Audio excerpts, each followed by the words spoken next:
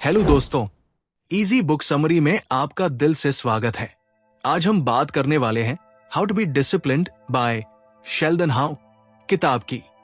अगर आप भी डिसिप्लिन की कमी के कारण अपने सपनों को पूरा नहीं कर पा रहे हैं, या अगर आपको भी लगता है कि आपके दिन बेकार की चीजों में निकल जाते हैं, तो ये वीडियो खास तौर पर आपके लिए है। तो चलिए बिना किसी देरी के शुरू करते हैं।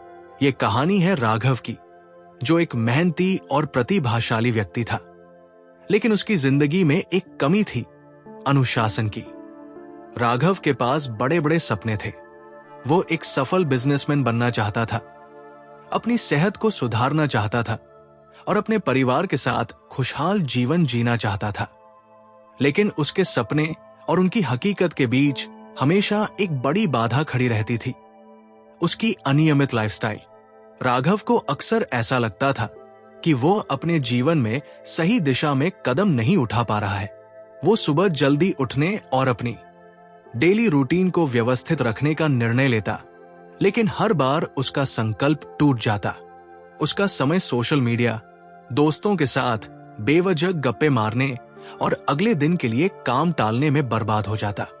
जब वो रात को सोने जाता तो खुद से वादा करता कि कल से सब बदल जाएगा, लेकिन अगली सुबह वो फिर से अपनी पुरानी आदतों में उलझ जाता।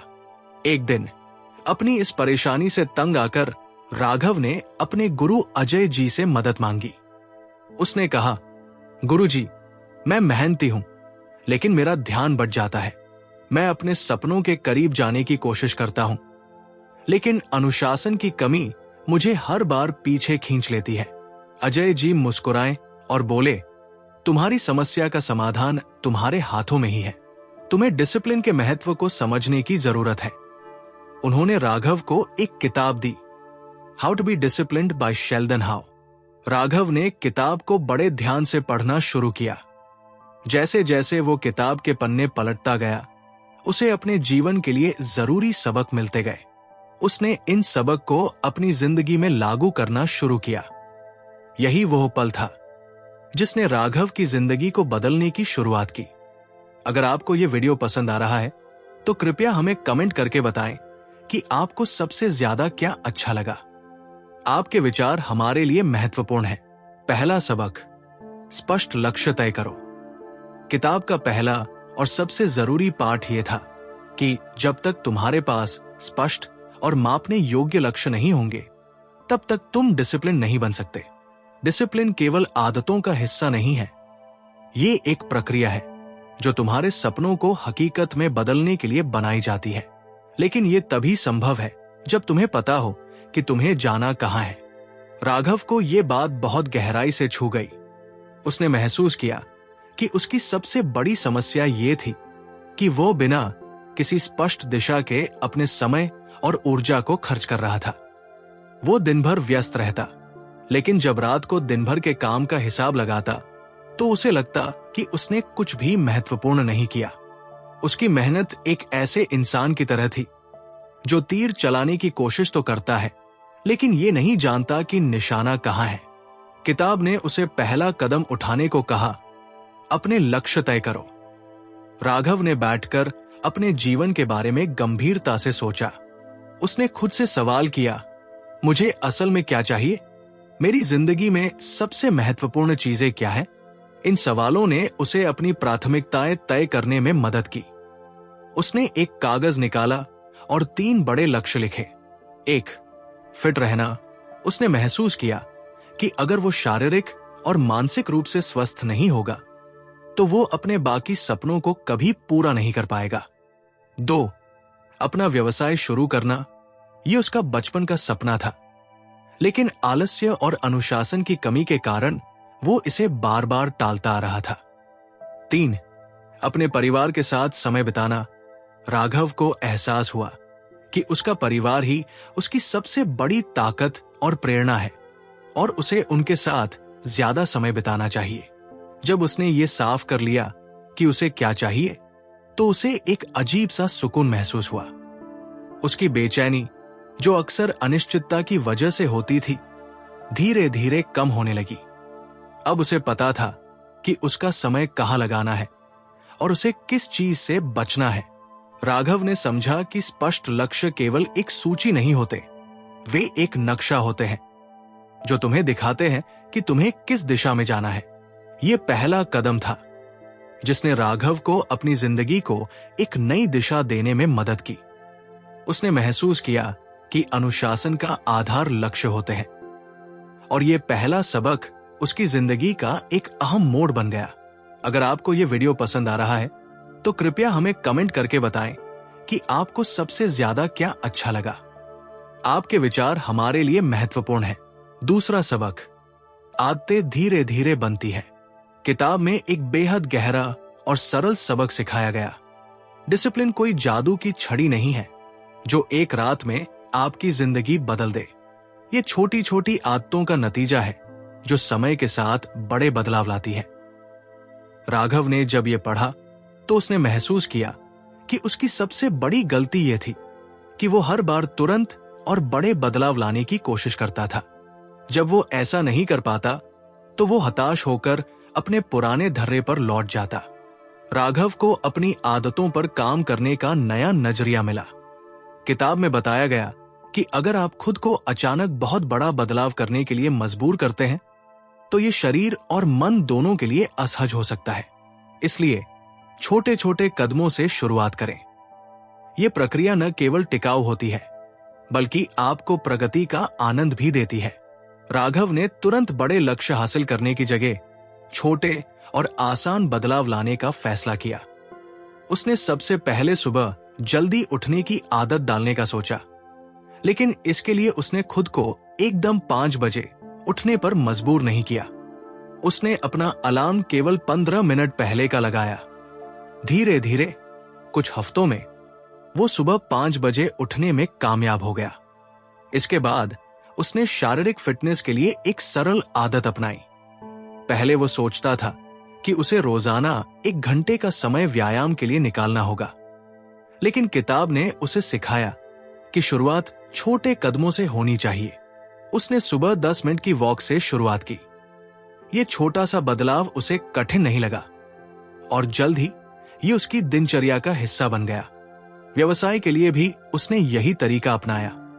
पहले वो सोचता था कि उसे हर दिन 4 से 5 घंटे अपने नए बिजनेस आइडिया पर काम करना चाहिए, लेकिन ऐसा करना उसके लिए व्यवहारिक नहीं था। उसने केवल 30 मिनट रोजाना अपने व्यवसाय के लिए देने का फैसला किया। धीरे धीरे ये समय बढ़कर 1 घंटा हो गया। राघव ने यह भी समझा कि आदतें केवल दोहराव से बनती है। जब आप बार बार किसी काम को दोहराते हैं तो ये आपकी दिनचर्या का हिस्सा बन जाता है। उसने सीखा कि अनुशासन का मतलब केवल कड़ी मेहनत करना नहीं है, बल्कि इसे एक सहज प्रक्रिया में बदलना है। छोटे बदलावों ने न केवल उसके जीवन को बेहतर बनाया, बल्कि उसे आत्मविश्वास भी दिया। राघव को अब समझ में आ गया था कि अनुशासन कोई कठिन काम नहीं है। ये छोटी छोटी आदतों का निर्माण है जो समय के साथ आपके जीवन को बदल देती है। तीसरा सबक, बहानों से बचो। राघव ने महसूस किया कि उसकी इंडिसिप्लिन का सबसे बड़ा कारण उसके बहाने थे। हर बार जब भी वो कोई मुश्किल या थोड़ा असुविधाजनक काम करने की सोचता, उसका दिमाग तुरंत बहाने बनाने लगता। कभी वो कहता, अभी तो बहुत थक गया हूं, तो कभी ये सोचता, कल से शुरू करूंगा, आज वैसे भी ज्यादा समय नहीं है। ये बहाने उसे तुरंत राहत तो देते थे, लेकिन उसके सपनों और लक्ष्यों को उससे दूर कर रहे थे। किताब ने उसे इस समस्या का सामना करने का एक शानदार तरीका सिखाया। इसमें लिखा था, बहाने केवल आपके डर और आलस्य का एक और रूप है। अगर आप उन्हें पहचान कर रोक नहीं सकते तो वे आपकी प्रगति का सबसे बड़ा अवरोध बन जाएंगे। राघव को यह बात गहराई से समझ में आई। उसने महसूस किया कि हर बार जब वो किसी काम को टालता था तो उसके पीछे एक बड़ा कारण नहीं, बल्कि एक छोटा सा बहाना होता था। किताब ने उसे सलाह दी कि वह अपने बहानों को पकड़ने और उन पर काम करने के लिए एक डायरी रखें। राघव ने ये आदत अपनाई। हर बार जब भी वो किसी काम को टालने की कोशिश करता, वो अपने बहाने को नोट करता, जैसे आज मौसम ठीक नहीं है, या अभी मूड नहीं है, या इतना बड़ा काम है, कहां से शुरू करूं? कुछ दिनों बाद जब उसने अपनी डायरी के पन्ने पलटे तो उसे एहसास हुआ कि उसके ज्यादातर बहाने पूरी तरह से बेतुके और गैर जरूरी थे। इसके बाद उसने खुद से एक वादा किया, अब मैं बहाने बनाने की बजाय तुरंत काम शुरू करूंगा। चाहे काम कितना भी कठिन या असुविधाजनक लगे, मैं उसे टालने के बजाय एक छोटा कदम उठाकर शुरू करूंगा। उसने एक मंत्र अपनाया, डोंट थिंक जस्ट डू, यानी सोचो मत, बस शुरू करो। एक दिन जब वो सुबह जल्दी उठने में हिचकिचा रहा था, उसका पुराना बहाना फिर सामने आया, थोड़ी देर और सोने दो, आज नींद पूरी नहीं हुई है। लेकिन इस बार उसने किताब की सीख पर अमल किया। उसने बहाने को दरकिनार किया और बिना सोचे अपने बिस्तर से उठ गया। उसी दिन उसे महसूस हुआ कि बहानों का सबसे बड़ा इलाज है कार्य की शुरुआत। धीरे धीरे राघव ने बहाने बनाने की आदत को छोड़ दिया। उसने सीखा कि काम को टालने की बजाय उसे शुरू करना ही सबसे कठिन भाग होता है। एक बार काम शुरू हो जाए तो उसे पूरा करना अपने आप आसान लगने लगता है। अब राघव का दृष्टिकोण बदल चुका था। उसने समझ लिया कि बहाने केवल समय और ऊर्जा की बर्बादी है।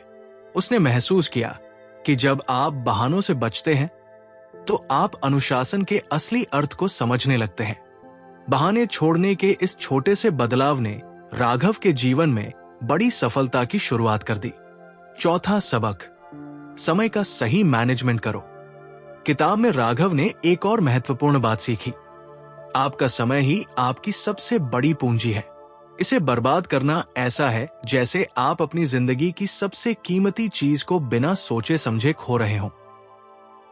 यह विचार राघव को झकझोरने वाला था। उसने महसूस किया कि उसका पूरा दिन बिना किसी ठोस योजना के गुजर जाता था। कभी सोशल मीडिया पर समय बर्बाद होता तो कभी गैर जरूरी कामों में। राघव ने किताब में एक कहानी पढ़ी जिसमें एक बिजनेसमैन ने बताया कि समय को मैनेज किए बिना सफलता असंभव है। यह कहानी उसे अपनी स्थिति के साथ जोड़ने में मददगार साबित हुई। उसने अपने दिन की गतिविधियों का निरीक्षण करना शुरू किया। यह देखकर वो हैरान रह गया कि वो कितने गैर जरूरी कामों में समय बर्बाद करता है, जैसे बेवजह फोन स्क्रॉल करना, टीवी देखना या बार बार टाल मटोल करना। किताब ने उसे टाइम ब्लॉकिंग की तकनीक सिखाई। इस तकनीक का मतलब था हर दिन के घंटे पहले से प्लान करना। राघव ने इसके लिए एक डायरी और एक शेड्यूल बनाना शुरू किया। अब वो हर सुबह उठकर अपने दिन के घंटे तय करता था। वो लिखता कि किस समय वो अपने व्यवसाय पर काम करेगा, किस समय एक्सरसाइज करेगा और कब वो परिवार के साथ समय बिताएगा। इस प्रक्रिया ने उसे एक ठोस दिशा दी। शुरुआत में ये आसान नहीं था।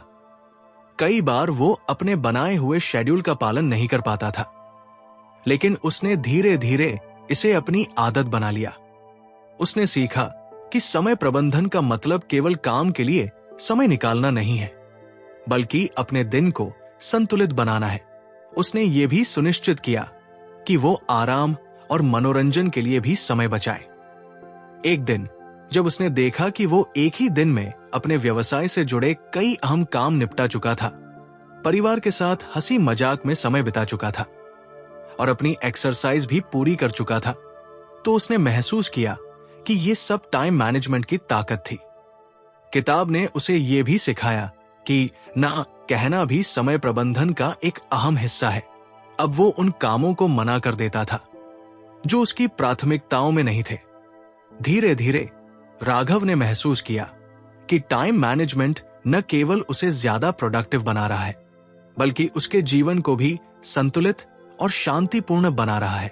उसने जाना कि जब आप अपने समय को सही तरीके से प्रबंधित करते हैं, तो आप न केवल अपने लक्ष्यों को तेजी से हासिल कर सकते हैं, बल्कि अपने जीवन का आनंद भी ले सकते हैं। पांचवा सबक, असफलता से मत डरें।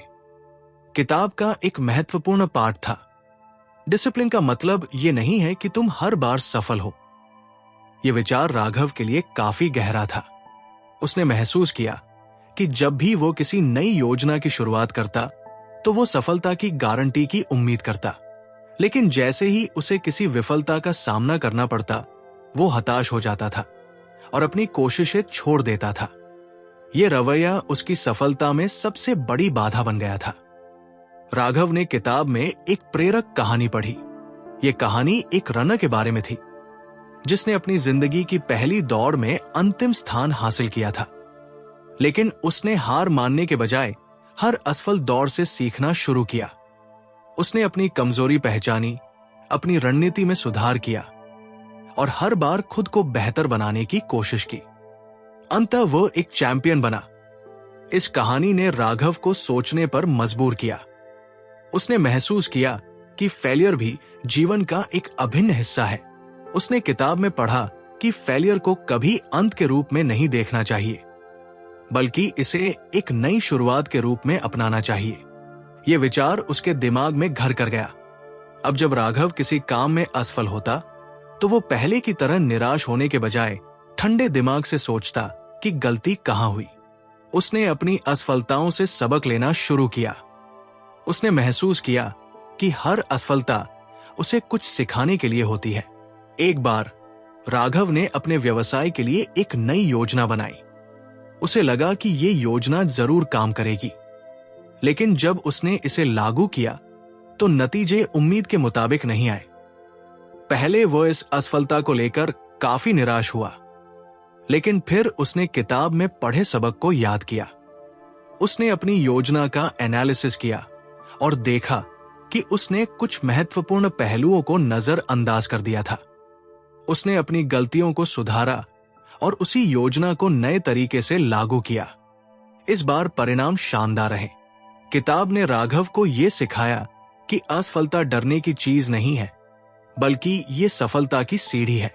उसने महसूस किया कि असफलता ही उसे अनुशासन का असली मतलब समझाती है। उसने ये भी सीखा कि असफलता के डर से कभी किसी काम को टालना नहीं चाहिए। धीरे धीरे राघव ने अपनी असफलताओं को स्वीकार करना और उनसे सीखना शुरू किया। अब वो न केवल खुद पर ज्यादा भरोसा करने लगा था, बल्कि हर असफलता को अपने अनुभवों की लिस्ट में एक नई उपलब्धि के रूप में जोड़ने लगा था। अगर आपको यह वीडियो पसंद आ रहा है तो कृपया हमें कमेंट करके बताएं कि आपको सबसे ज्यादा क्या अच्छा लगा। आपके विचार हमारे लिए महत्वपूर्ण हैं। छठवां सबक, मोटिवेशन पर निर्भर न रहें। किताब ने राघव को यह सिखाया कि प्रेरणा, मोटिवेशन अस्थायी होती है, लेकिन अनुशासन स्थायी होता है।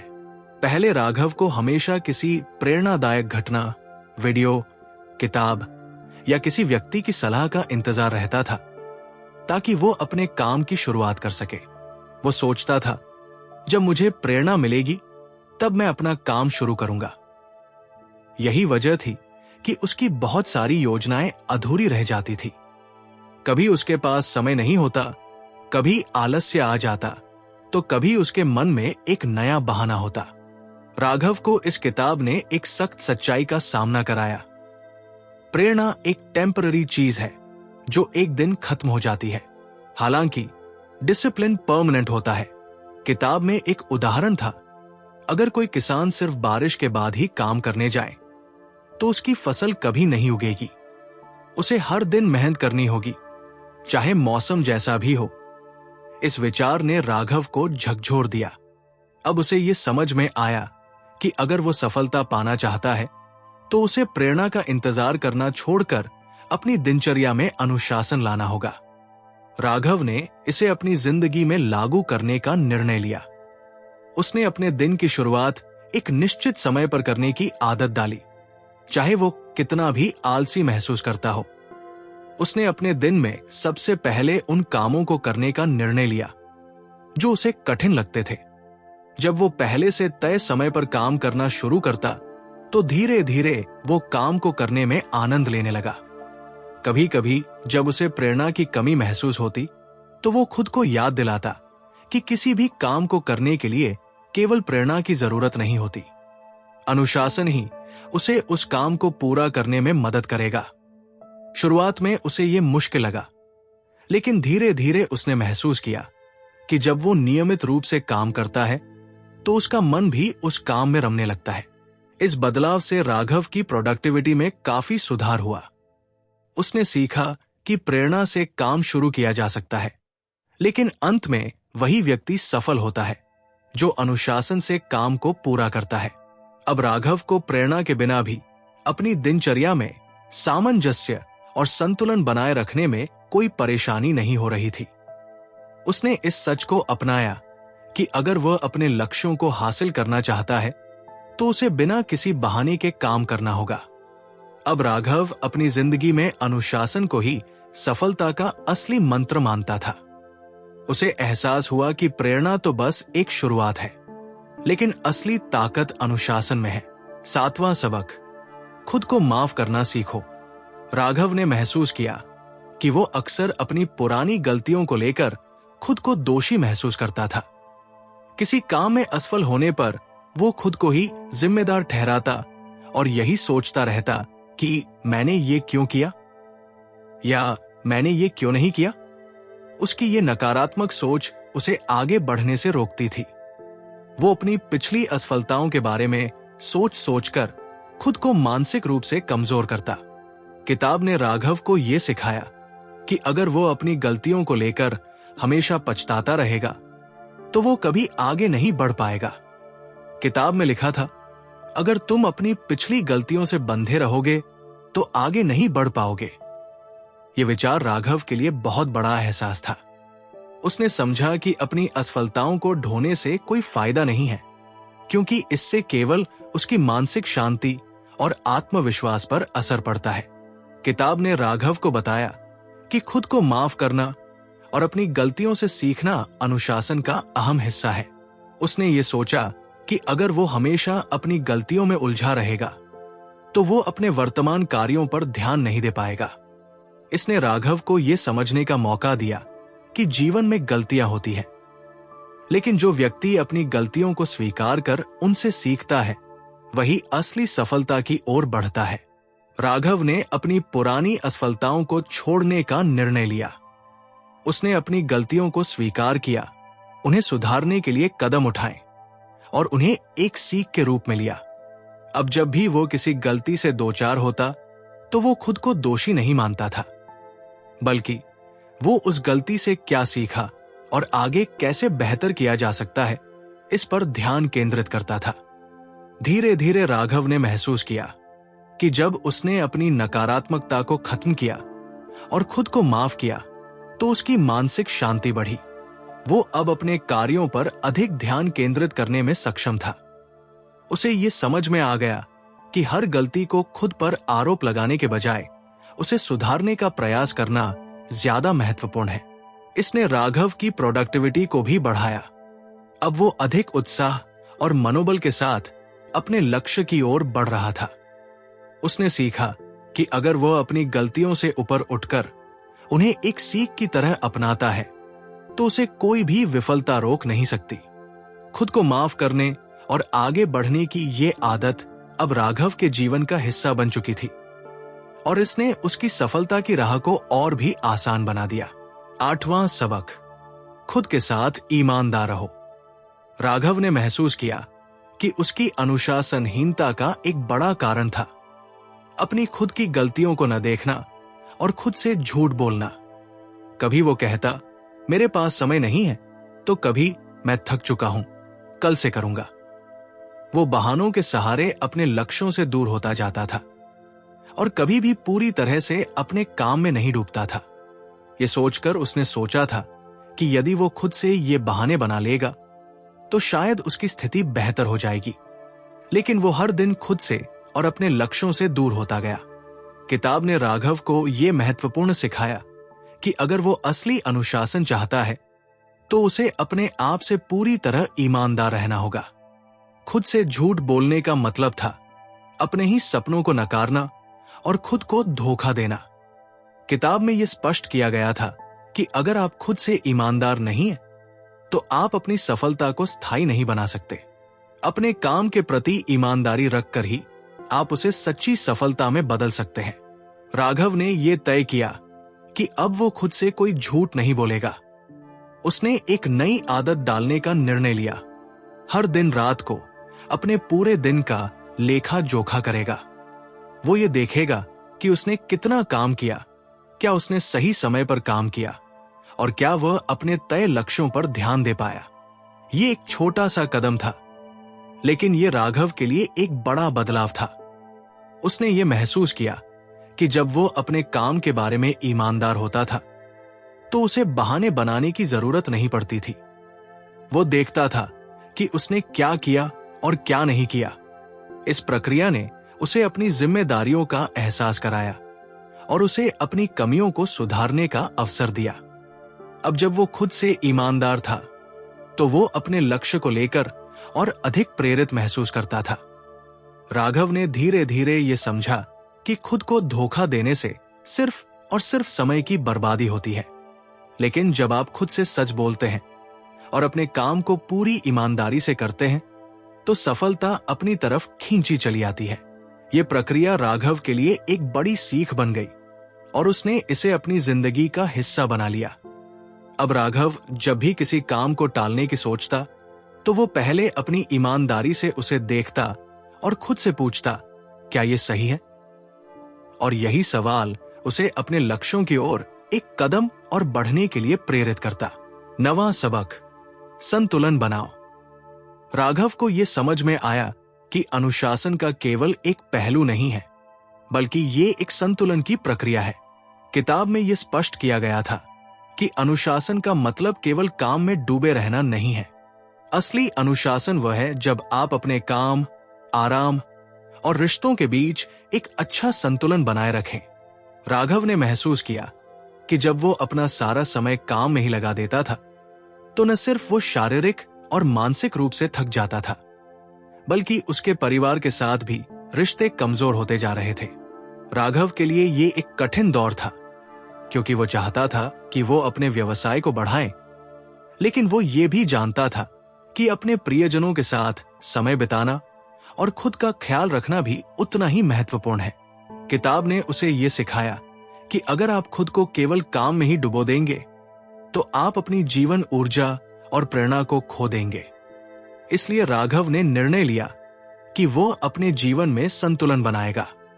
उसने अपने काम के घंटों को सीमित करना शुरू किया और अपने शेष समय को अपने परिवार और खुद के लिए समर्पित किया। उसने एक नया रूटीन अपनाया, जिसमें सुबह का समय अपने स्वास्थ्य और फिटनेस के लिए तय किया, दिन के कुछ घंटे अपने व्यवसाय को समर्पित किए और बाकी के समय में अपने परिवार के साथ समय बिताया। राघव ने महसूस किया कि जब वो अपने प्रियजनों के साथ समय बिताता था तो न केवल उसके रिश्ते मजबूत होते थे, बल्कि उसे मानसिक शांति भी मिलती थी। अब वो काम के दौरान ज्यादा फोकस्ड रहता था, क्योंकि वो जानता था कि उसका दिन किसी अच्छे संतुलन में है। उसने ये भी सीखा कि खुद के लिए समय निकालना जरूरी है। अब वो हर सप्ताह कुछ घंटे अपने शौक और रुचियों के लिए निकालता था, जिससे उसे ताजगी और ऊर्जा मिलती थी। इस संतुलन ने राघव की जिंदगी को एक नई दिशा दी। वो न केवल अपनी नौकरी में बेहतर हुआ, बल्कि उसके रिश्ते भी मजबूत हुए और वो मानसिक रूप से स्वस्थ महसूस करने लगा। अब राघव समझ गया था कि एक अच्छा और संतुलित जीवन ही असली अनुशासन है। यही संतुलन उसे सफलता की ओर और आगे ले गया। तो दोस्तों, ये थी how to be disciplined by Sheldon how की सीखें। राघव की कहानी से हमने जाना कि अनुशासन हमारी जिंदगी को कैसे बदल सकता है, चाहे वो स्पष्ट लक्ष्य तय करना हो, आदतें बनाना, समय का सही प्रबंधन करना या खुद के साथ ईमानदार रहना। हर कदम हमें एक बेहतर इंसान बनने में मदद करता है। सबसे जरूरी बात, अनुशासन कोई जादू नहीं है, ये एक प्रक्रिया है जिसे धीरे धीरे अपनाना पड़ता है। अगर आपको ये वीडियो पसंद आया हो और आपने इससे कुछ नया सीखा हो तो नीचे कमेंट करके जरूर बताएं। और हां, इस वीडियो को लाइक करना न भूलें, अपने दोस्तों और परिवार के साथ शेयर करें और हमारे चैनल को सब्सक्राइब करें ताकि आपको ऐसे ही प्रेरणादायक और मददगार वीडियो मिलते रहें। हम मिलते हैं अगले वीडियो में एक नई किताब और नई सीख के साथ। तब तक के लिए अपने जीवन में अनुशासन बनाए रखें। और अपने सपनों की ओर कदम बढ़ाते रहें। धन्यवाद।